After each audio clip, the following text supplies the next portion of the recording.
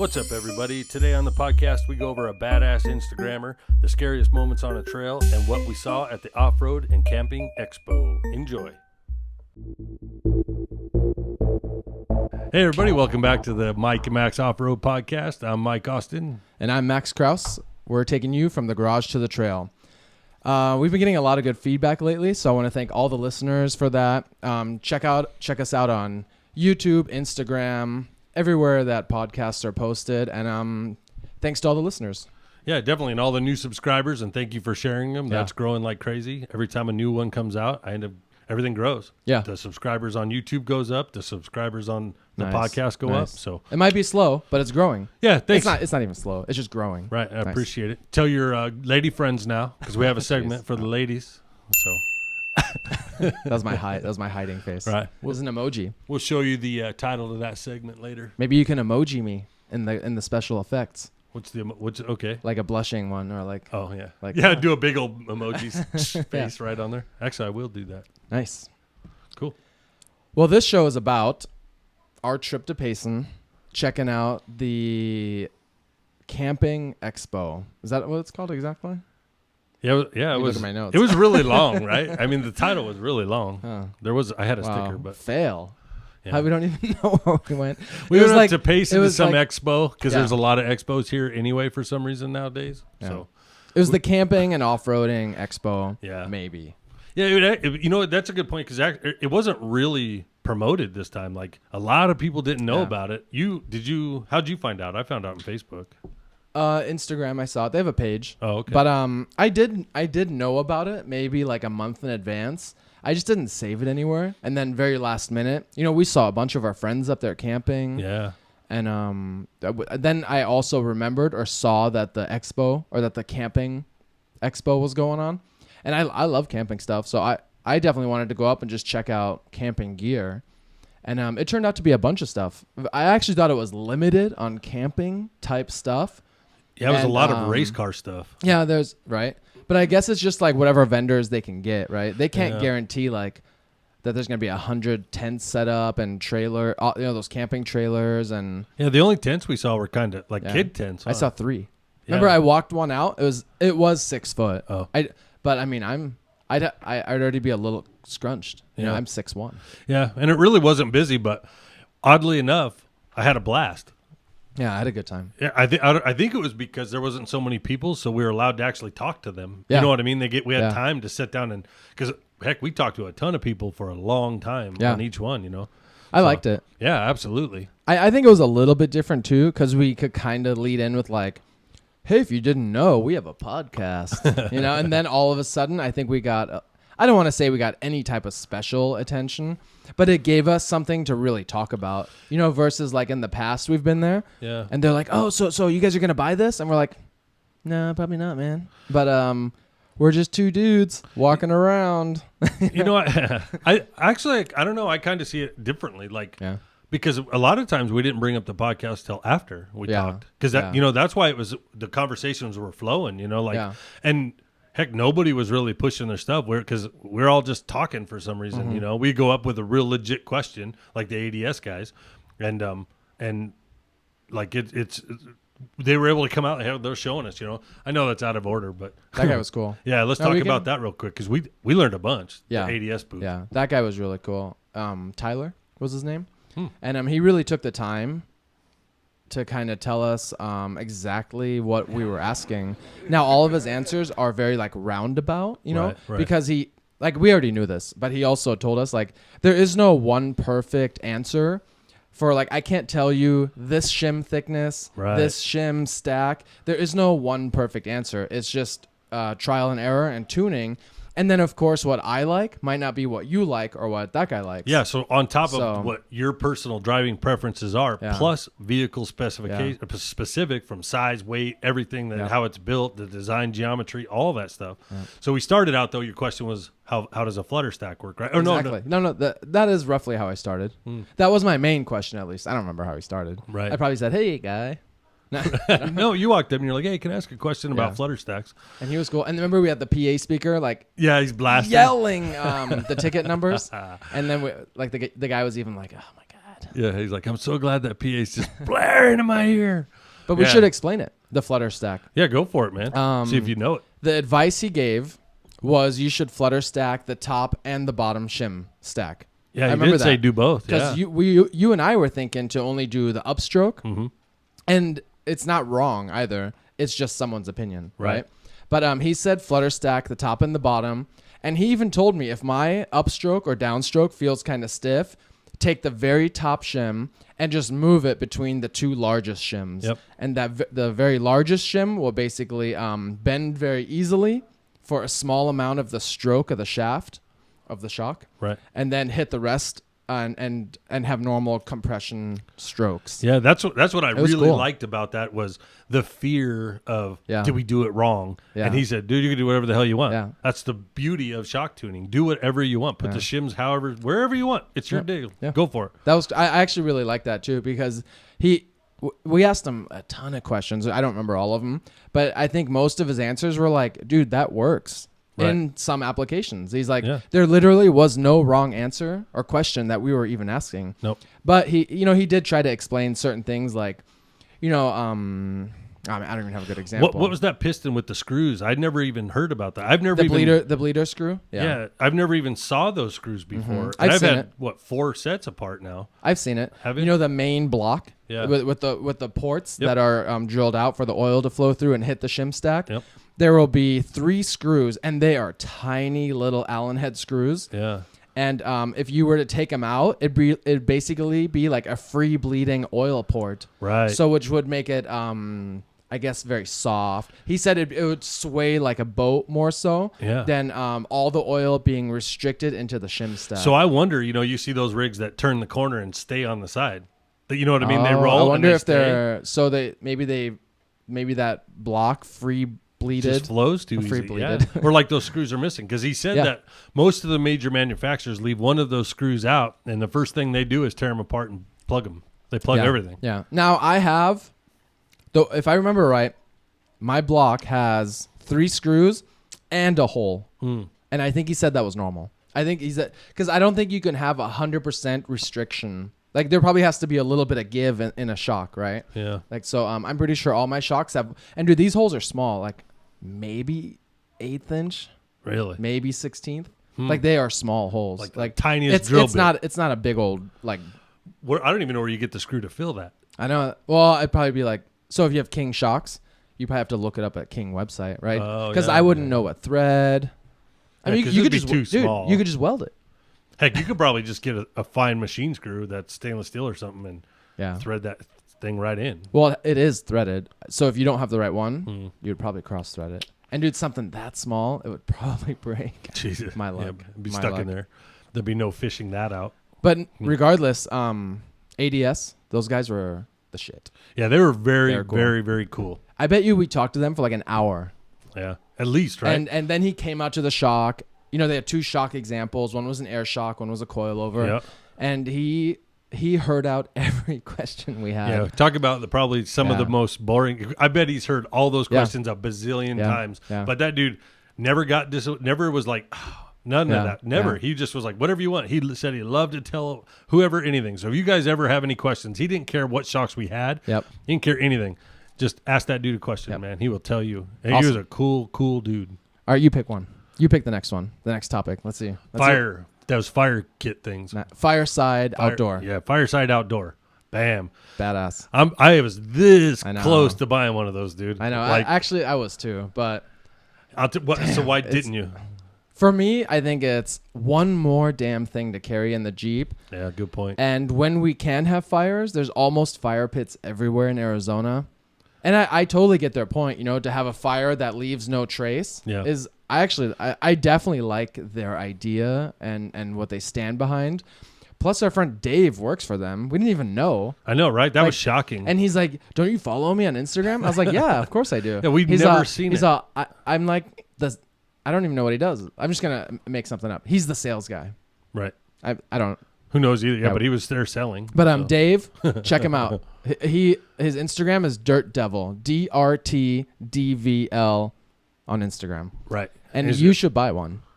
Yeah, it's actually really cool, and it was super cheap at the show. I mean, they were gonna make us a good deal. Sometimes you have like a small discount, but there was a big discount. Yeah.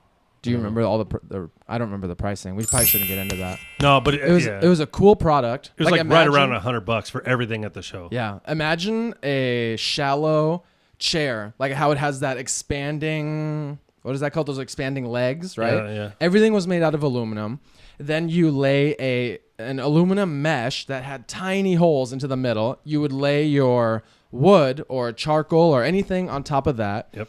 And then they even had a steel grate.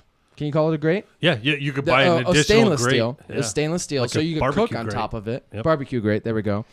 It was a badass product. Yeah, and it had like a pad that goes underneath that protects the grass and everything from catching on fire. All that was part of the standard kit, except for the grate. That was an additional part. Which they were glad. But they would have sold us that. It all fit into this. Yeah, they would have sold it. It all fit into this little tiny bag that looks like a little kid's chair.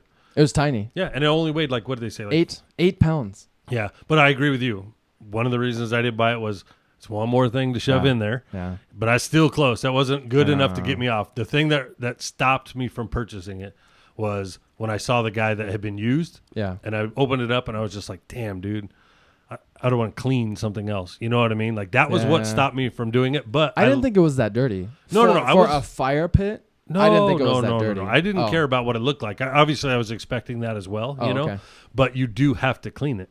Yeah. You know what I mean? And I was like, damn. And I don't really clean any of my stuff. I mean, I don't, like when I get home, I don't clean the chairs. Me neither. I don't. I got a that cool. shit barely I makes got a cool it out table. of the Jeep. I got a cool table that's actually like the same idea as their fire pit, and it unrolls a little tabletop. Oh yeah. I don't clean that. No, right? Even if I know Dude, hamburger juice spilt on it, I don't clean it. I'm so bad about it. I put my tent away wet and thinking I'm going to dry it out at home, and I never do. That's a bad one actually, because it can get mildewy, huh? I do though. Every time I camp, I flip the tent up and empty it. You know what I mean? The day of while I'm putting it away. Yeah. But. I thought you meant the day when you're camping again. Oh no! You shake it out before you set it up. I don't want those twigs to poke a hole in it. Yeah. Smart. But yeah, that was the only thing hang up for me was I didn't want to clean it. I did like how it came apart and the coals so you could pour water on it. Yeah. And the water would go through it, and then all those coals would be like a little thing. Yep. Like a wad. You could almost carry out the ash. Yeah.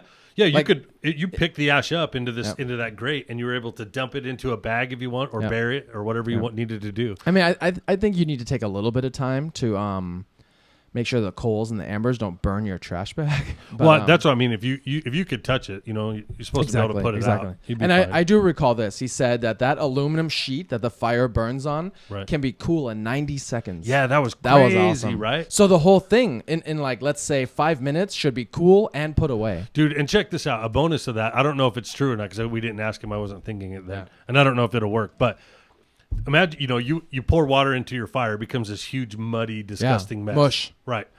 And it's still hot. It even warms that water up. But if you're pouring it through the ash and it's going through the grate to the ground, like it's less of a mess eventually because it's just a wad now. Like you might get like a black watery mess on the floor. Yeah, but that's probably healthy. But that'll go here. You're watering the forest. With ash, there's nutrients in ash, right? After the forest burns, you put it back into the dirt. You're welcome, Earth. Right. That's actually the second time I've written a comment like that. Because somebody else pointed this out. I was saying how heavy the Jeep was. Right. Like, let's say 5,500 pounds. And I hit that obstacle on Hyatt Draw. And I was like, my Jeep's 5,500 pounds. And how much does the Earth weigh? Yeah, I don't know. Exactly. What's the Earth weigh? That's a good. I hit it with the Earth. I got to make some Earth comments randomly. That was funny. Yeah. That one just got me pretty good. So that was cool. Yeah. They are called Fireside Outdoor. Yep. And they have really cool fire pits. They roll up literally this big, this long, and it comes with everything you need to. Well, it comes with everything for a fire pit, not to make a fire. It doesn't come with wood. Right. Find your own wood. Yeah, right. Because you asked. You asked, like, do you get the logs with it too, man? He's like, well, I was trying to get a deal. Yeah, right. They weren't burning those logs. Hook us up, bro. Hey, it wasn't going to burn the floor. They should have had one ripping. Right. I was going to burn the tent. And he's not BSing. I mean, Dave had his Instagram out, and he does have a lot of pictures with it in the background. In his description, it even says that he works there. And he's like, check out my code for like 15% off or something. You know what it is Instagram is meant for looking at pictures, not reading. It's not meant for Dave. reading. Post a picture of what you do. Yeah, with a sign. He probably, I bet you Bugs he does. Bunny and Roadrunner. I bet you he does though. And we still didn't get it. He's like, I work for Fireside. All right, I'm gonna pick one. You All right, ready? go for it. Yeah, All right, go. let's do one more. I really liked. Oh, I'm gonna pick the good one, Trail, because those guys were cool. Let me start off by saying that those guys were cool. Yeah. But I got kind of stuck with another cool trail volunteer, and he was actually explaining a lot of like cool stuff about their organization, but he wouldn't stop, and I missed the entire conversation about the rules and what we could have done on the Sunflower Mine trip, because the forest ranger guy was there, and like let's say 2 or 3 trail volunteers were there, and I swear they laid it out perfectly to you. They did. And I was trying to keep an ear out like this, and I was like, oh my God, I know they're talking about Sunflower Mine, but I don't want to tell this like gentle older guy, be like, hey, zip it. I want to hear the info. Like, thanks. Dude, I'll tell you what I know. They meet in Mesa off like Higley and something. It's once a month. I could run you through like the stuff that he was telling me. The computer program. He had a super organized book that we were looking at, and everything he opened and showed me took me like one step further away from you guys talking about like. He even pulled you to that corner a few times. I saw. I know. I thought I was gonna get me too'd. I was like. Not really. Dude, those guys were awesome. That was just a bad joke. Yeah, it was horrible. But joke. please, that's so funny, we were gonna talk about all the good sunflower info on the drive home, and we didn't because we were busy chatting about something else. But I think that'd be great to recap right now. All right. And I think we got to start with what happened on Sunflower when we had to exit the wash to the Shelf Road. Shelf Road there, exactly. All right. So, just to catch everybody up who didn't listen to the last one, go listen to it. But you should go listen to it anyway if you want to know what we were contemplating. But basically, we were used to wash or wheel down in that wash, right? Yep. On Sunflower Mine. Yeah. It's like already like halfway into the trail, right? The big main wash. That's right. Okay. Then it just banks a 90 and goes up onto the Shelf Road. And then on the Shelf Road, there's 2 yellow posts. Yep. Because that Shelf Road used to continue, but it got washed out down here. There's 2 yellow posts to prevent you from turning right there. So you go left on the Shelf Road. Yep. And then that bypasses 2/3 of the trail down in the wash. At least. Yep. And we had gone down and looked, Aaron and myself gone down and looked, and there was a couple down trees in there, and it was pretty overgrown. So while we were there, we were contemplating, why can't we stay in the wash? We want to go stay in the wash. That's where we used to wheel. Yeah. And Aaron's like, oh, the trees were down there. And then Joe, he was leading that trail. He said, Joe with GMG Fabrication. We got it right. Nice. I just can't remember. Was it Payson? No, where's he at? No, he's in Mesa. Oh, Mesa. I thought he was in Payson because we met him on the Payson run where I broke. Oh, okay. And I assumed his shop was in Payson because he said he was going to get a welder with an extension cord, and I fell for it. Oh. I was like, dude, you can do that? He's like, nah, man. No, dude. But go. Okay. So he said, no, they closed down in there, and we have to be up on the Shelf Road now. So when we got to the trail guys, I asked them, or we wanted to ask them, hey, what is the rules about going down in that ditch? Can we stay in the ditch in the wash or not? Do we have to be on the Shelf Road? Yep. And that dude from the Tonto Forest Service said, we don't want you on the Shelf Road. Yep. We want you in the wash. Yeah, I heard that part. Yeah. And I was after that, I was like, you got pulled away.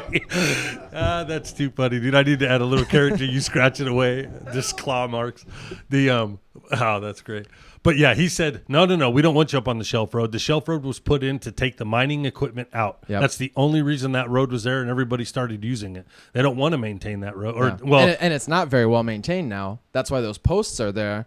Yeah. Right? Where the washout they is. didn't fix the part that he rode it away. They just routed you out of the way, back into the wash where you belong. Yeah. So so I talked to him. I said, well, there was 2 down trees. Could we take a chainsaw and cut those out? And he said, no, you can't use a chainsaw.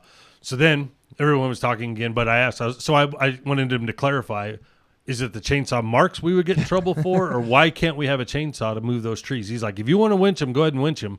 You can get that crap out of the way, and you can clear the trail if you want. Go and do some trail maintenance. Just don't go bashing through there. You know, like work your way through. And anyone could do that, right? Anybody, any like group of wheelers, buddies. Yep. A club. Yep. A group. That trail that numbered trail, I forget the number of it, but that numbered trail is in the wash. It's not on the shelf road. Oh, nice. So, but this is also only for the Tonto Forest. Yes. Right? So you cannot be anywhere in the Tonto Forest without a trail number. If that trail doesn't have a number, those little brown poles, you can't be there.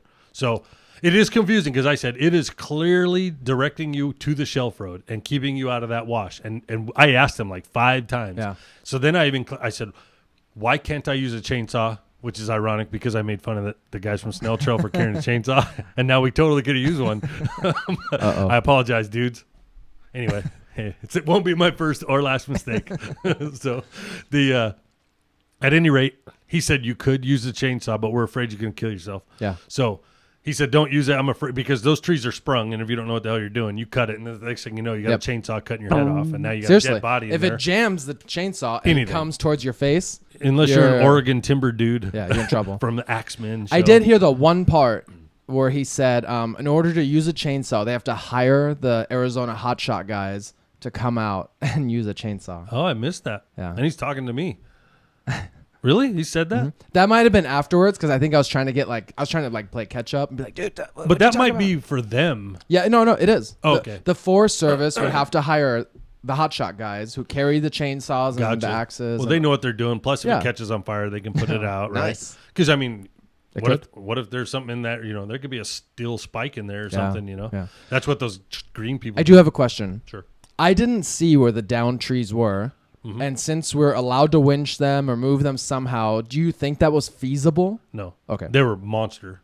They're huge trees, and they spanned all the way across, but they were too low. They were too high for us to grab them, and they're big. They were big trees, but they were too low to get any vehicle under them. And they're right where that big-ass rock where you have to go around the tree was. Damn, I wish I would have seen it. I wish I would have gone and looked at it. Yeah, you could see them from the shelf road. You could if you peeked over, but that was on the shelf road. I was on that exit hill stuck, so I couldn't get out of the car. Yeah, I remember you talking about that, and you're saying I was there for 5 minutes. Yeah, and why didn't you just back down? It's steep, and I had already tried to do the Austin Powers thing to get up it, right? But every time I backed up, I would do a side sloping hill turn, and I was all messed up already. And my best option remaining was forward, so I had to sit there and wait until the group moved. Gotcha. Which was like a couple minutes. Yeah. Five to be dramatic. I was wondering, wonder why you didn't just back down. And it was a big hill, man. It was like a 10, 12-foot hill. Into there's boulders. There's boulders down there.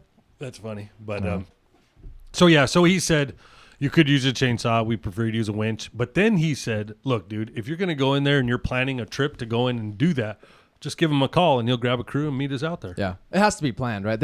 You can't call him Friday and meet you Saturday. Hey, bro, we're leaving today at 6. And you said you'd be there. Bring it. Trail. Tonto something. TRAL. Tonto recreational. Sounds good. Maybe. Yeah. Affiliate. League. I don't know, oh my dude. God! But you said you're honestly thinking about joining. I'm absolutely going to go and at least volunteer a little bit because I want to know the rules. I don't want to break the rules. I got some stats on this. Okay. The guy told me the stats. Let me tell you. The cool part about it is some knowledge. There is 0 requirements. Yep. You could volunteer once in a lifetime, or you could volunteer every event they have. Do you get a shirt even if you only volunteer once? It's a sweet shirt. Said Forest Service. I don't think so. Because the guy was telling me how you gotta attend a couple meetings to be like vetted. I guess. Maybe it was a couple meetings and like join the crew. Yeah, that makes goes sense. Out. Like they probably just don't want to give you out everyone free T-shirts. I was just jiving. Forest Service volunteer. Right, but I'm definitely the only thing that's gonna suck is going to Mesa for the meeting. But we could do one meeting ever. Yeah, but he also and join the trail. But you know what? I mean, really, you're not going to learn everything with one meeting, clearly. Yeah, so, true. But he did say a benefit of that though is even if a trail is closed or something like that, if you're out there doing a cleanup or trail maintenance on it, he said you can go on any trail. Yeah, if you're doing it for one of their things. And the mileage, all kinds of stuff is a tax write-off. Because the guy's book was very detailed. And you guys are talking for like an hour, and I couldn't get away, man. So I learned about tax benefits. I mean, I think I learned the president's names. You know what? Not of the U.S., of the organization. He was one of those guys. I think the guy. That's probably who I got. I was talking to the president over there because I was like, I go, yeah, man, we're not really heavy into clubs. And he's like, I'm a president of the club. And I'm like, the club of the volunteers? No, he's the president of the Rim Rock. Red Rim Reapers? No, the Rim Rock Club or something like that. That's a different channel the Mugion Rim Club. Okay. But then I immediately became a fan of the clubs. Oh, nice. Oh, see, I didn't hear any of that either. He's a wheeling group president. Yes. A club. He's a off-roading club president. And because he's retired, he volunteers with Trail. Nice. I don't see how you could go wrong with doing a little bit of time there and learning some real rules. I actually do also want to join, but I would extremely cherry pick trails I like. But that would be like my giving back to the trails I like to wheel. Right. And then like if there's other areas that like I don't even go to or never really plan to go to, like I'll probably skip those. But it's cool because they give you, they want you to go out and map everything. They give you the maps, they give you the things. They say go out and go see what that trail's like. It's just like being in the Google car, but you're in your Jeep because they want to know the conditions of that trail. So literally, you can go on any trail out there. They're the organization that works with Tonto Forest, or they work with like BLM, right? And they report to them directly on like either trails that are good and maintained and stuff that needs work. Yeah, well they talk with everybody about the trails. They go over those maps in those meetings and things. But they like have that. a say. Yeah, to where some of us have our say is so microscopic. We're sending in those emails at those meetings. That's probably about the say that us normal guys have, to where like actual clubs and this organization Trail has like they have a good say. Either way, though, I mean, just to be able to know the rules for sure, but that would actually cause some. I could foresee that causing some problems by you going. If we were same scenario and Joe's like, no man, they closed that shit. I'm like, no, we can go in there, and I plow in there. That could start. He might get mad. Yeah, exactly. So just know if you know the rules and stuff, but you're the only one that wants to do it in a group, you should probably just follow the group. Just do the group. And yeah, stay you safe, should roll with it and just keep everything cool. But I could see that being like, hell no, bro. I know everything. Right. Wah. Exactly. Yeah. And then you're the asshole that gets everything closed. Damn. But it wouldn't get closed. No, but be respectful. He did say you can't go mowing through there and just run everything over. You have to go in and break it. You're reopening that, you know what I mean? But he did say, that's where that trail's at. Damn. But I don't know. Now I want to redo Sunflower. So me too. But here's the other thing is how the hell would we know? I mean, that was so clearly marked to go up on that road. Maybe there's so heavy traffic on that trail that it just looked like it was marked, right? Because maybe that tree's been down for a year. Yeah, it was definitely dead. And every guy and club been out there went that way. He kept saying, and I should have clarified, and I will clarify. For Joe? No, the Tonto guy. Okay. He kept saying the wash doesn't matter because every time it rains, it changes. It's going to change. Yeah.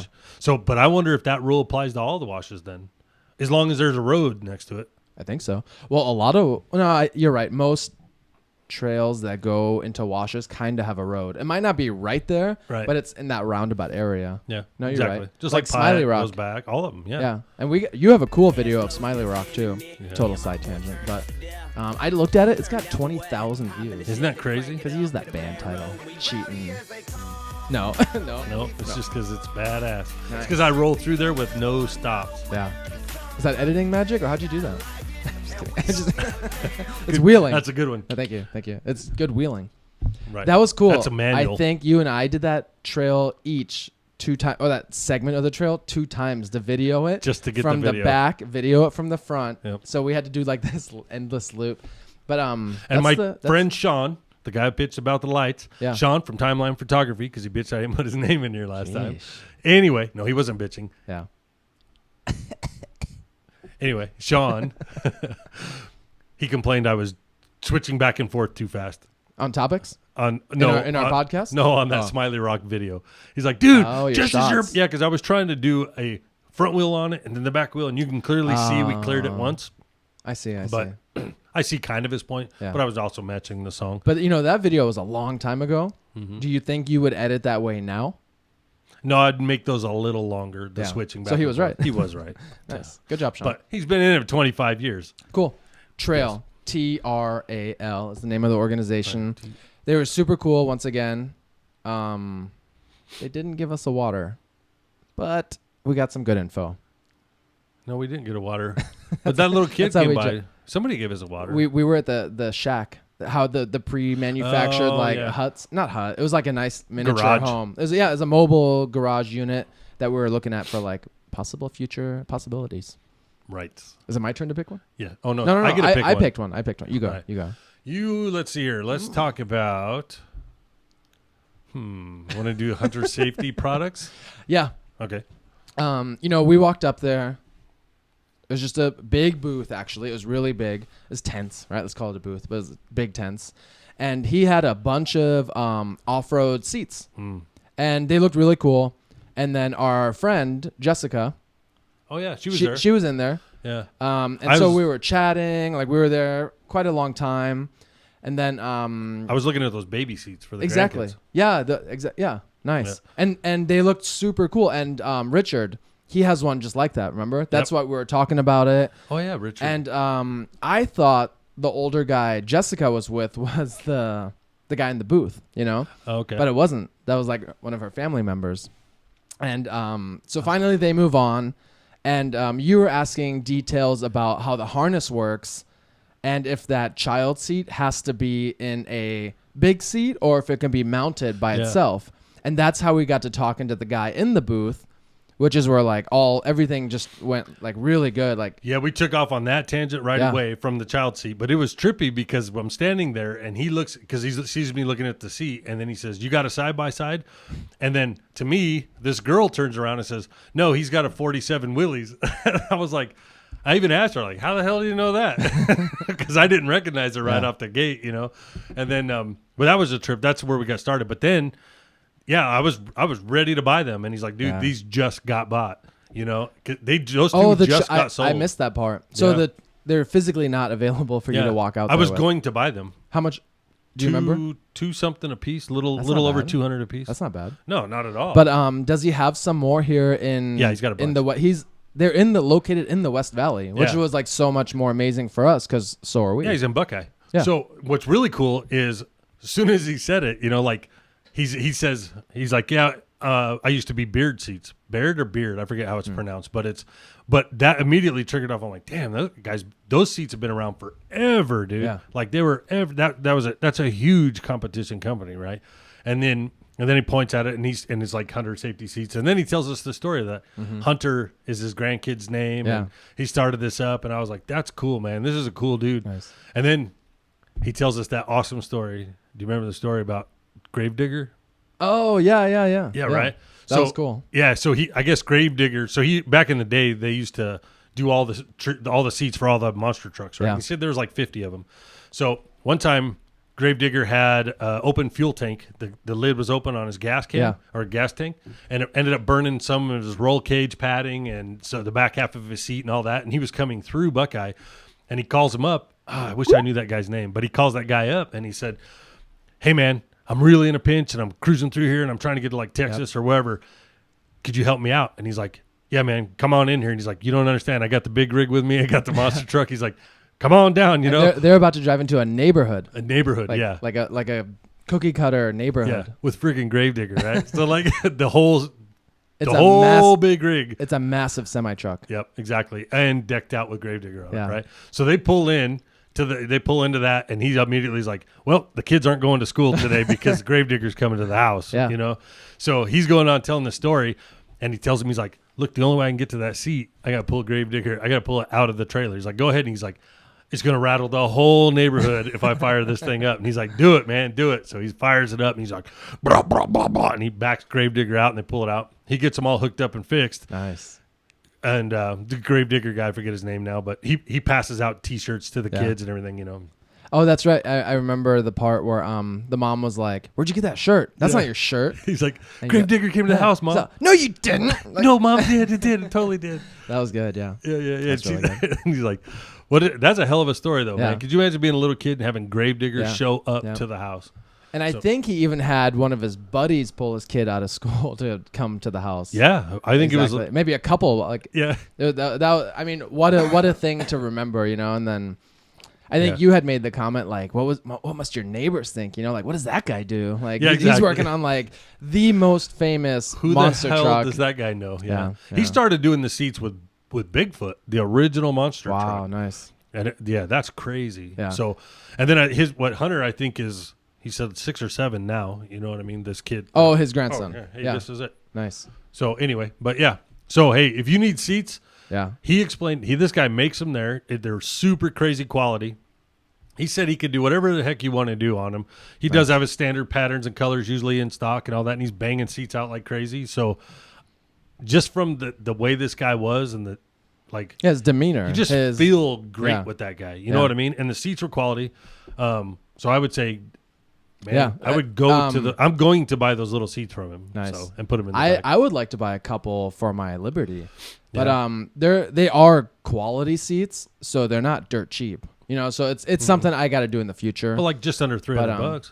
I think the one I was looking at was like that leather, ostrich. But ostrich, alligator, ostrich, gator, and kangaroo or something, and it was like around 400, I think. But, right. Just over 400. Yeah, and those are show prices. Like we don't really know their prices. He was just kind of like telling us what they cost, and just by one me. Yeah, just you. And look at me. You're wearing those wicker chairs we used to have. It was cool, and the seat have a drain in the back. Yeah, that was awesome. Mesh. It was a mesh, and then he showed us underneath like a fold where it would basically kind of leak out. Yep. If you ever got your Jeep or buggy or side by side flooded. Yep. Water or not flooded, but rain and all that stuff. Yeah. And a lot of people have like 4 seats, so like I can't sit in 4 seats at once. So if I'm sitting in one, that one's all right if it rains.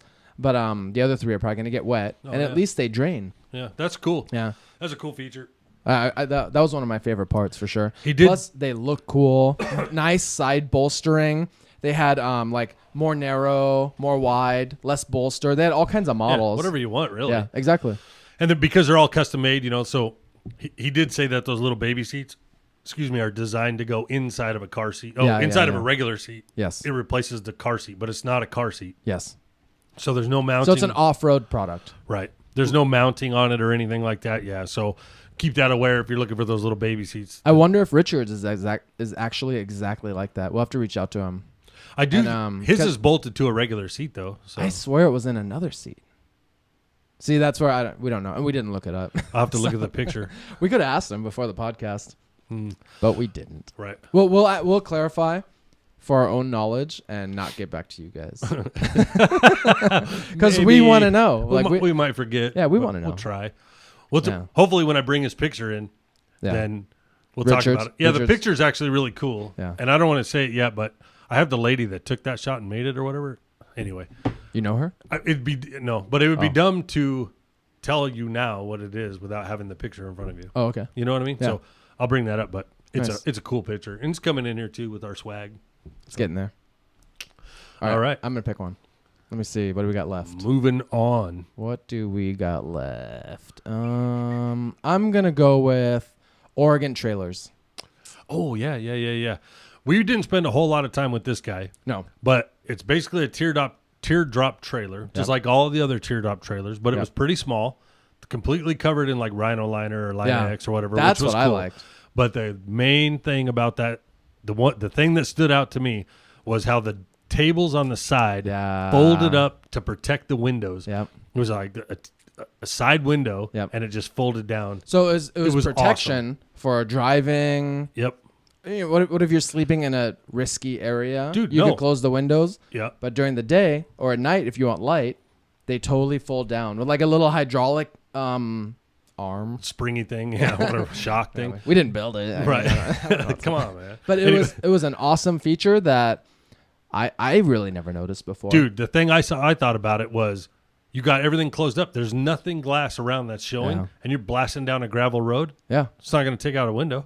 Yeah. You know what I mean? Like, and you can get rocks and shit, dirt and kicked up. It was just a super simple, super easy feature that I haven't seen on any of them. Nice. And it was him and his wife. They were actually like traveling in that one because I looked at their Instagram. Yeah. And they were actually using it camping. And that guy was tall. I was just about to say, that guy was taller than me. Yep. And he said he's got zero problem sleeping in there. Well, yeah. I liked it because it was a no frills, just bound. It was bare bones, keep your ass safe out of bears. Yeah. You know what I mean? Like, because that thing was solid. And I think he said in the end, the heavy ones are around 1,100 pounds to tow. That's not bad. That's not within my capacity. They were towing it with the 2-door JK that they had there. Yeah. So it was cool, but it was small, perfect size, super protective. Had one of those Pendle things, and all the electronics had outdoor shower on it. All the electronics were in the front on a little toolbox. But I've seen out of all those trailers, I saw, you see a bunch. I like that one. They can get so out of control. Yeah. And that one just seemed all function. Everything had a real purpose to it, and it was it. Get it over with, So they were called Oregon Trailers. Trailers, yeah. Look at super cool couple. Yeah. And dead dogs. Yeah. A little awkward when I was trying to get you guys to take a picture, but yeah, because he had walked away to give us a couple cards and stickers. Oh, okay. And in that exact moment, you're like, "Hey, I'm gonna get a picture," and he was like, just trying to be a cool guy and give us like a little info, like don't forget who we are, Yeah. And in that exact moment was like when you're like, "I'm gonna take a photo," and then so I was standing there and he was gone and the trailer's right there, but then he came back and I think you got a couple photos. Yeah, I did. It was nice. poor production. Yeah. I was not being a good producer. One thing I did not look at on that trailer was the suspension. Did you? Oh, I didn't either. Yeah, because we saw another trailer that basically had individual side suspension, which seemed like really a cool. swing arm or like a trailing arm. But that was more like I think that was more just like a storage trailer to tow with. I don't think it was super heavy duty. I don't think it had a real. It wasn't fully decked out. No, like some of them were at that show. So I've been thinking the problem with these trailers forever, and it's pretty clear I'm never going to do anything with this idea, so I'm just going to tell everyone right now. So I've seen those trailers out on the trail, and you get a little off camber and sideways, and you get, say that the trailer stays up on the ravine on one side and the Jeep's on the other one, and then that trailer flops over. How come nobody has put a pivot in the front and the back of that thing with air shocks that you can control from inside the Jeep and pivot the whole cab so you can force the suspension however you want on it? So like an air setup? Yeah. Like a low rider? How you can be all... Yeah, you're completely leaned over, say driver's side down. You can flatten that trailer out by extending the left or driver's side shock and taking the air out of the other shock. Yeah. But do you think you could see it good enough as the driver to make that call and wheel? Yeah. Yeah. I do. It'd be a handful, but it's doable in a bad spot, right? Yep. Maybe that's where it's the best, where you know it's going to tip over, then you take the effort to make all that work, and then probably the other 80% of the time, you would just drive it normal and tow it. Yeah. He did say he took it through Smiley Rock. Yeah. I was impressed by that. Yeah. And if you stick to the main trail, it's not super crazy, but it's got a couple challenges where like just long, bumpy roads, you know. A couple of washes that you go through that are pretty heavy and have been really heavy. I still like the idea of like a base camp, you know, like if you have an area where there's a lot of wheeling, like Table Mesa, Florence Junction, maybe even Sand Hollow. We haven't been, but it seems like there's a ton going on at Sand Hollow, and you always come back to like one area, you know, every day. Yeah. Moab. Moab is you could perfect. have a base camp Bose. Even the Rubicon we base camped out of that That's lake. True. Yeah, but you got to wheel it pretty hefty into Buck Island. Yeah. And you got to go up, like, remember you said you're going up Supple next time we do Rubicon. And if your trailer's on there before we get to camp, you got to do it with the trailer, dude. I mean, that's just... I'm not having a trailer. I have this other contraption that's origami, nice. And the back of my Jeep turns into the Taj Mahal. Is it a hammock? I don't know. Speaking of that, you guys you ever see that? You ever follow that guy on Instagram called Down to Mob? It sounds familiar, but he's in a Dodge right now, and he calls it the Dodge Mahal. Oh, it's cool. But he's in Alaska currently. Does he have a big old camper on it with a truck on the trailer or something like that too? Yeah, he used to have a dirt bike, but it was too heavy, and he was weighing it down and breaking the suspension, so he took that off. He's friends with Bobby. When I went with Bobby and did the overland trip with him, and I bailed out, he was there, and he had a little trailer that Bobby ended up buying, I think. Nice. And Bobby this is a funny story, dude. Uh-oh. I broke off at this time because once we got to the cool pine trees, I'm this is the Alpine trip that you always tell me about. Exactly, yeah. I broke off because I wasn't about to go back to the heat, you know, and that was when my shoes melted and all that, the jumper cables and all that shit melted together. So I was like, I'm taking off. And I kind of bent Bobby a little, kind of pissed him off a little, but I mean, he's got to understand, dude. That's all right. At any rate, he wanted to see what it was like to tow that trailer. So they take off his trailer and put it on Bobby's car, and they're flying 65 miles an hour down the road, and the trailer comes off, dude. And it takes off down the side. It nosedives and starts fucking end-overing the front and back. So the hitch portion wasn't secured good enough on Bobby's Jeep? Somehow, I don't know if it was a different size ball or something, but something happened, and that thing nosedived in, and it wasn't a cartwheel. It was a straight-up handspringing over end off into the side. But it didn't hurt the trailer, dude. They were able to get it all back together, put it all back on, and take off and finish the trip, no problem. Holy crap. I don't remember that at all. Yeah. I wasn't on the trip, but I don't remember that story. Yeah, it was crazy. That's intense, man. That dude, though. Could you imagine being the owner of that trailer behind Bobby, being like, yeah, man, you're doing so good. Watching it. And it's like, good do. You know, follow that guy down to Moab because I thought the exact same thing. Yeah. And that dude was like, I'm so glad everybody was happy. That guy has literally the best attitude of everybody I've ever met. Good. And he's got a really cool dog. Really fun to watch. What's his name? I'll tell you if he's cool. I can't remember his name. It's questionable. I know vehicles. No, I know. And I know the name of your Instagram. That's it. So Dave, when I look at you in those hesitations, it's because I'm like, you got to come up to me with like, yo, bro, it's Dirt Devil, dude. Yeah. So Dirt Devil Dave. Yeah, Dirt Devil. That's Dave. how we know him. That's how it is, right? Yeah. Or if I saw your Jeep, I'd recognize you in a second. So hell yeah. But so anyways, yeah. So that guy's good down to Mob. That's a weird shout out for that guy, but he's out there living it right now. He sold everything and he's on the road full time. He was up at the Expo in Flagstaff. Oh, cool. And is that the big Overland Expo? Yeah, the big one. Nice. Yeah, and I think we need to go next year. He started talking to somebody about it, and then saw that Dodge up there for sale and bought it. The Dodge Mahal. And he calls it the Dodge Mahal. Badass. Yeah. It is cool. It's cool. Dude's cool. You know, I heard a new thing. It's called a whisper out. What's that? A whisper. Dave. Dirt Devil Dave. Whisper out. I'm completely lost. Instead of a shout out, being like, Dave! Oh. Shout out! It's a whisper out. Yeah, I was totally lost on that one. I just saw it. I saw it on a show, and I was like, it was just as awkward when they did it on the show. That's actually, funny. now that I remember, it was on. All the guys are like, "Huh? You're gonna do what?" All right. I have made so many of these stupid jokes that only I get, and I just said they're like, anybody else get it? No. All right, I got to write that one off. See, now when we do jokes, that the in the editing, you got that cheering down. Yeah. We get our own cheering. You know, like even though there's no one, you know, it should be like. What I need now, I'm going to add those stupid smiley faces. Just all over the place when the crowd's cheering in the background. But I say we should move on to listener feedback or the tip. Or our new segment called Just the Tip for the Ladies. Just a tip or just the tip? Well, it depends. Oh, okay. How offensive it is? It's not offensive, but it's funny. Yeah, I don't know what you're talking about, man. If I'm giving the tip, it would be just the tip. Just the tip. If you're giving the tip, I would be giving. I don't know, dude. The tip. No, a tip.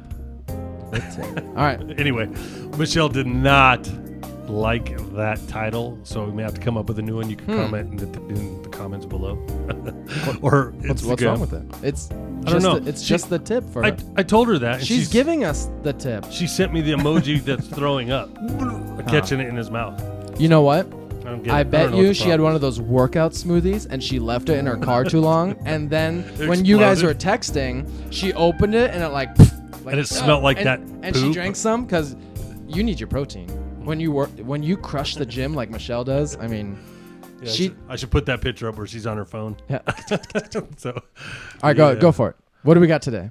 You got a few tips, right? Yeah, actually. So I put that call out to Michelle. Yep. Our Wheeler friend Michelle and my sister, Michelle. who also is Michelle. See, that was throwing me off earlier. Yeah. But now I'm on your level. So my sister, she wheels. Her husband's been wheeling forever, like way longer than I've ever done it. They have that nice silver TJ, right? No, it's white, but it's a LJ. Oh, LJ. And it's decked out. But I think the shop TNT, him and the TNT places up there, they've done it, and they're very well known. Yeah. They go to Moab like every year, and those dudes, man. Always Easter Jeep Safari, or like Always. multiple times a year? Well, they go several times. They do a bunch of the ones up in Wyoming area, and there's nice. Jeep Bash or something. I don't know. There's a few that go up there, but they don't mess around, man, and they will. I have never seen anybody. We'll be on the trail for 15 hours. Damn. Come home, shower, eat, take a nap, and go out at night. Damn. And they're out all. Those guys are. I mean, so it's their passion. And they love it. 7 days nonstop. Ugh. You know that. I need a break sometimes. Yeah, I do. You know that gold Jeep or not gold, but it's like a rusty orange or that flipped over. The big 4-door JK. Yeah, on your photos. Yeah. Yeah, the one that flipped over on the Moab Rim Trail. That guy's name's Kelly, and he's the leader of it. You know, like. Of these trails, but I couldn't keep up with these guys, man. Damn. I had to take a break. But nice. All right, what's the point of that is Michelle wheels a lot. my sister Michelle. Where are you going with this tip? I don't know. So she also said, what do you mean, what am I doing? It's a pun. Oh, well. That's another bad joke. That's a horrible title for my sister. So anyways. Just hit it quick.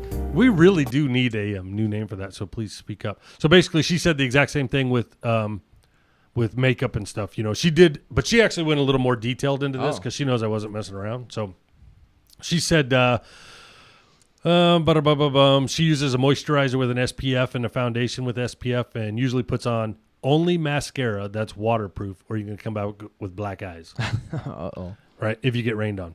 But at the end of the day, she said moisturizer like 10 times in here because it, gotta have that. The dust and stuff just messes up your skin. Dries you out. Huh? Right. So she said she uses personally Mary Kay Time Wise. I don't know if that's a good brand, but do that. So or else. No. Right. Hey, you're asking for tips from some dudes, so this is on you. But anyway. So basically, actually, this one was really good. She said, because again, they wheel Moab mostly, to avoid any white or light colored clothes. Mm-hmm. If you never, especially if it's your first time out and you're on a date. Yeah. Imagine your boyfriend takes you out and you show up in all white. And next thing you know, you're fucking red. Moab orange or whatever. That dark red. Yeah, exactly. Yeah. So it will stain those clothes without a doubt. So don't wear the light colors. Go for the darker colors, but it is going to be hotter. She says, she also commented on the... so wear red, brown, or maybe earth tones. Or maybe buy a Moab shirt. This is my own tip. Oh, there you go. Buy a Moab shirt. Bam! That only makes it better. It'll never fade. Yeah, but are you going to buy... she's not going to buy 7 Moab shirts. Yeah. I don't know. I have no idea. So she said, yeah, same thing with a sports bra. It's a real struggle. If you got big breasts, someone said, we're all adults here, so don't hesitate around. Don't beat around the bush on that. Anyway, dust is dust. You're going to get it. It's pretty much inevitable. Yeah. It'll be everywhere. Deal with it. But she says she always wears a hat.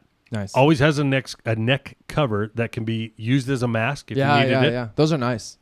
Bring earmuffs, face mask usually. And stay hydrated no matter what. For ladies especially, like you're walking around. Oh. What do you got? Someone also said, oh, no. You know what? Someone said move with the Jeep. Did you hear that? Where did I hear that? Oh, don't fight it. When you're in the Jeep, that totally makes sense. When I rode with you, let's say when we were getting going, you had harnesses way before me.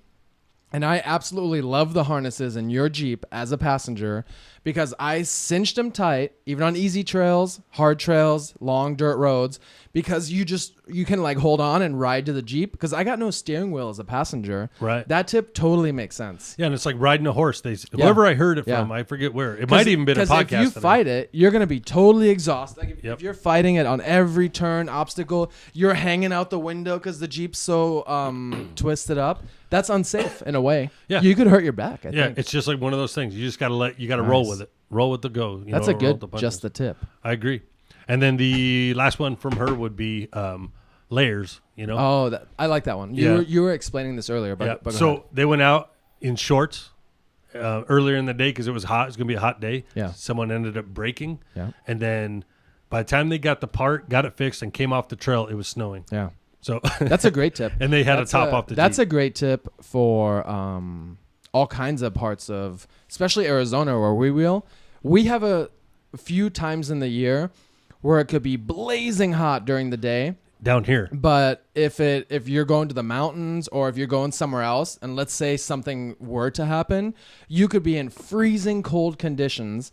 Like we just went to Payson. This is a good example. I had to use my blanket. Yeah. Mike didn't bring a jacket thinking oh, it's good weather. It's hot or it's crazy hot in Phoenix. I was just so hot here. I wasn't even thinking of the cold weather. And it was still in the 50s at night in Payson, which would have been too cold for us. And it wasn't bad sitting still, but we were still driving. Yeah. And that's when I was cold. Yeah, we didn't get to the camp till the sun went down. Right. This is the perfect example. It really is. We don't even follow our own tips. I was right. I had a heater. And I'm still mostly enclosed. Yeah. I was wide open, but my little blanket coat worked good. So that's it for my sister, Michelle. Nice. Thank you, Michelle. Her name is I can't do that. Her name is Michelle. But you know what? Her husband's like an off-road photographer and stuff too. He's got Steve Barton Photography on Instagram. Nice. Yeah. I'll have to check that out. I don't even know if I follow him. They're super cool dudes. I'm sure somebody out there's got a white LJ. He's at Moab. He's been going for like 19 years or some crazy number now. Every single year, all 7 days, and they are hardcore. Nice. The hardcore people in Moab all know him. They got to know him. So it's a pretty good deal. Very cool. So we got a little bit more listener feedback. I actually sent out like a nice little Instagram story post. Oh yeah. And I was just like, hey, if you have a question for the podcast, send it to me and we'll read it on the show today. So now I got to look. Actually, I replied to a couple people earlier just to be like, hey, is that your question? Or is that something totally different? I'm not really 100% sure. So. You should have done that at the beginning of the day. Yeah, but I didn't think about it. I know, but I'm just saying. But now, in the future. now we know because we had quite a few replies. So let me fake scroll. Don't All right. Go for it. Do it. It was one of those was a real scroll. Right. Go for it. All right.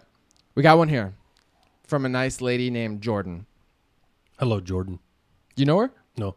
I'm just being kind. Did I mess you up? I'm sorry. A little bit. Well, hey, you guys, you know what? While we're waiting for Max to figure that out, don't forget to like us, subscribe, listen to us on iTunes, Stitcher, Spotify, and Google Play. Tell a friend, share, subscribe, rate us, rate the podcast. Actually, we'd like to know if these are too long. That's a real question. Yeah. Are these getting too long? Are you guys all right around there? It's hard to get all that stuff in under an hour. But I think the sweet spot would be around 38 minutes, but we haven't been able to get there yet. But yeah, we're trying to progress on each one. We have so many tips to give. I know these tips. So, feel free to comment below. Feel free to message Max, even if you don't like me. So that's all right. It's all right. Hey, I got one. Go for it. Daniel. Jordan got skipped. Sorry, Jordan. Daniel. Hi, Daniel. He said, do you want to come to Table Mesa Saturday night? It's just a chilled, easy run. So I said, should I answer you before next Monday when this airs?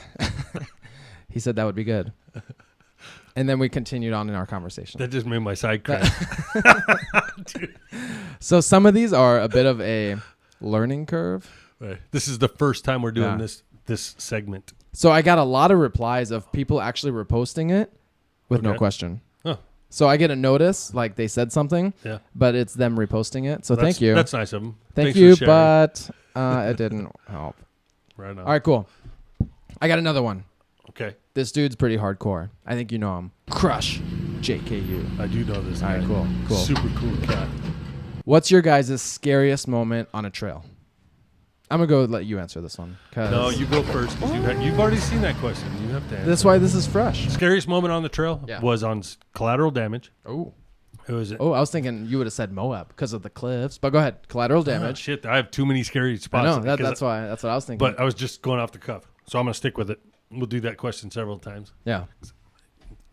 So what was so scary on CD? So, again, it was after the double waterfall at the very beginning, the little double step thing. Yep. The next one has that little V thing where Evil One JK or Robert rolled right there and backed out of the roll and stood it back up. So you climb up high left. There's a couple different lines in there, but where I was going, it went up, and then my back tire went down into that hole like that, and then that's when it leaned back like it was going over backwards. You and I were both in it. Yeah. And my first time on it. And it teetered. And I was happy as fuck. I was super happy. Yeah, and you were super stressed. drunk. Again, this goes back. Die, bro. This goes back to actually Michelle, who helps us with these advice segments, because she's also known as like the margarita cart. Yeah, right. And they got a blender making margaritas. So I was having a great night. That's a whole story on its own for sure. But you're right. Sometimes once you're all done, it could be a party for the passengers for a while. Yeah. They make some awesome drinks, Michelle and Barry. So I stood up, the front tetered, and that was the night it rained, right? Yeah. 2 hours. Yeah, it was a long. Well, sprinkled. I mean, I'm gonna say sprinkled. Shit, it was raining, bro. Sprinkled. To me, I thought we were in a fucking tornado. Because everything, I was so hyper sensitive to everything. But it teetered back. The front tires were rocking, and then I was like, "Don't move!" But somebody needs to grab the winch, dude. So did I grab it? No, I wouldn't let you out of the car because I thought things was going to flip us over, man. Yeah, that would have been the tipping point. Yeah. It would have unloaded some more, and you would have. Yep. Yeah. And it's silly because Diane drove right up that bitch. It's all about the line. Yeah. You know what I mean? And she's way shorter wheelbase than me. Scariest moment. Let me think. I don't think I've ever had the feeling of going over backwards, and I've definitely drugged the side.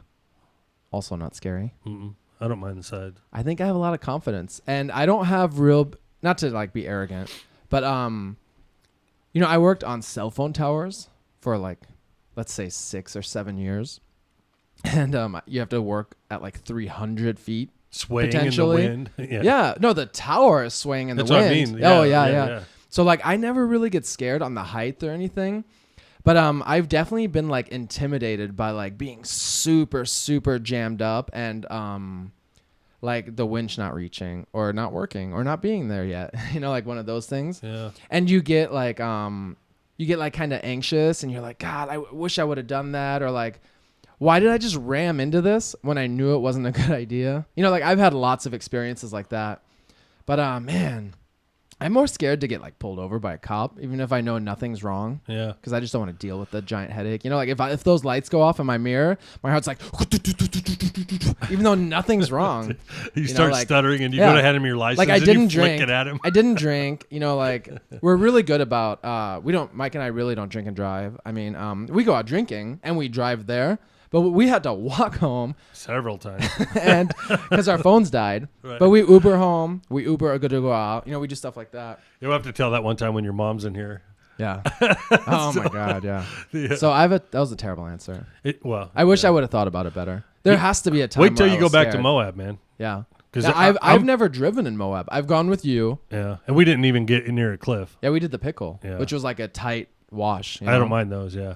That kind of stuff doesn't bother me. I'm shocked. You're right. I'm really shocked that I didn't mention Moab, because everything there, last few times, everything there seems to have death involved. Yeah, and that's why. So here's a good segue towards the end if we're ready. So I got one more reply. All right, has nothing to do with the podcast.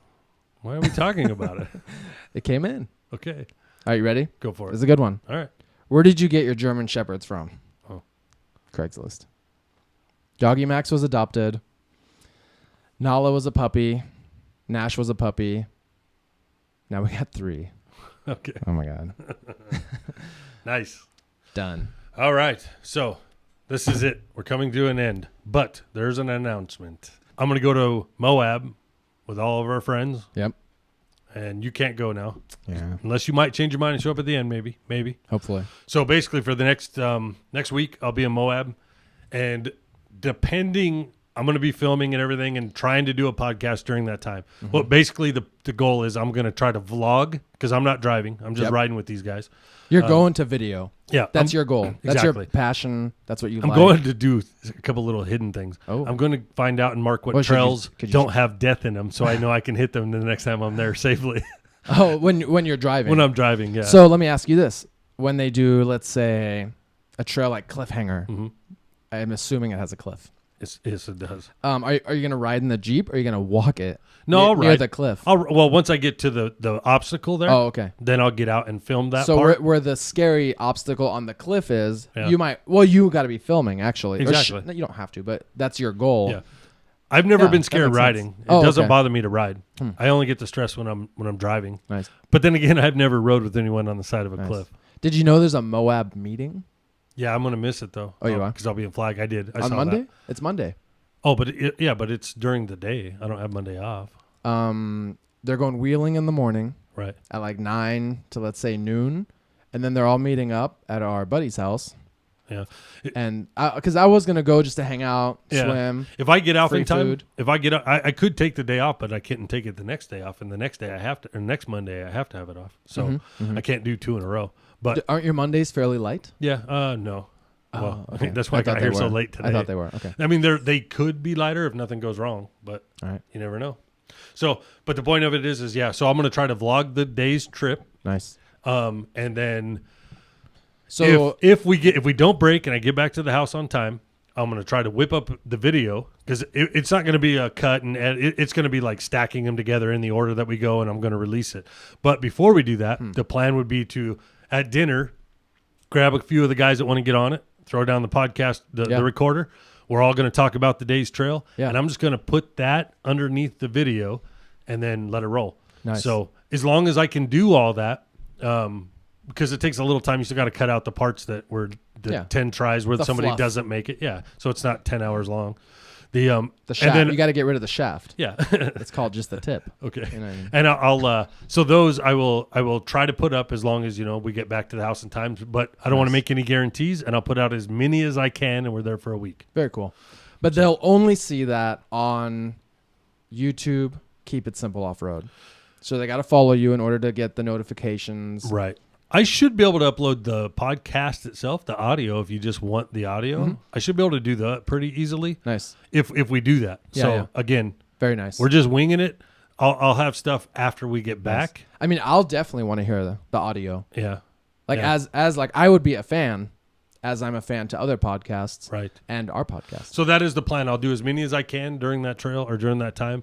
And it depends if we break and what time we get back to the house and if there's downtime. So if there's downtime, I'll be working on them. That's my goal. Should we cut this one short? Yeah. This was supposed to be short, dude. All right. Hey, we like to talk. That's it. But thank you very much for listening and following and sharing and rating us for those that have rated us. Thanks, Mom. I appreciate that. And that's it. We are out of here. Thank you, guys. Deuces. Follow us everywhere that we can be found. Right. Look at one of the other episodes to see where that is. No, I'm kidding. YouTube, Keep It Simple. Instagram, Keep It Simple. Then Keep It Simple Off-Road. Oh, my God. Right. Rookies. It's on his shirt. Here we go. Keep It Simple Off-Road. Keep It Simple Off-Road. We appreciate you, folks. And follow Max at maximum_max_max. Yep. Because he hasn't changed it yet. Only on Instagram, though. That's a bonus. Podcasts. And podcasts. iTunes, Stitcher, Spotify, and Google Play. Yep. And if you really like them, you should subscribe to those other guys too. Snail Trail Off-Road and Wine, Whiskey, and Wheeling. Wheeling. Oh, those two are pretty fun. Wheeling, Wine, and Whiskey. Yeah, they're all pretty good. Nice. Off-Road Garage. Yeah, I've been listening to that one. Yeah. Snail Trail 4x4. I've been listening to those guys for a while. Those are the three that we're doing. And we just like to kind of pitch them all out there, right? Because like we actually listen to them. Yep. And we have to listen to our own podcast several times. Yeah. For like approval. What do you think? You want to change it? Yeah. Which I actually really enjoy it way more than I thought. I thought it'd be kind of like strenuous to listen to the same thing over and over. When I'm working, I don't mind to listen to. It's weird. I like it. Especially when it comes out, I'm excited for it. And there's enough hours in the day to have a bunch of good content. Yeah. So like there's no competition. I was gonna say, not like in an arrogant way. Oh, no competition, guys. Yeah. But like in a nice, in a way that like I need more than my own voice to listen to. Yeah. Please. We need more content. So hey, start a podcast. If you want to start a podcast and you have some questions, feel free to ask that too. Yeah. Wait. Want some help, feel free to ask Mike. If you want some help, just ask. We'll come over and help you out. He knows how to edit, record, the equipment that you need, the lights that you need, the color of the wall that you need. That was Max. That's all Max. I did that. You have to take the precision amount of white and gray and mix it to come up with that. Well, to paint the whole room. Yeah. Otherwise, that's going to run short. So I tried that one time painting a truck, and I only had was primer, and all I had was some gray primer and some red primer. Oh, no. And I mixed it, and it came out pink, dude. And then I didn't have any money to paint it. So I drove around in a pink truck for like 3 years in a primer pink truck. Hey, you used it. And you had enough paint. I started calling it mauve to make it sound more better. What's mauve? Oh. Mauve's a color. But that's pretty much the color it became. Is it like magenta's sister? It's like faded pink. Oh, okay. Nice. That's it. Cool. We're out. For real this time.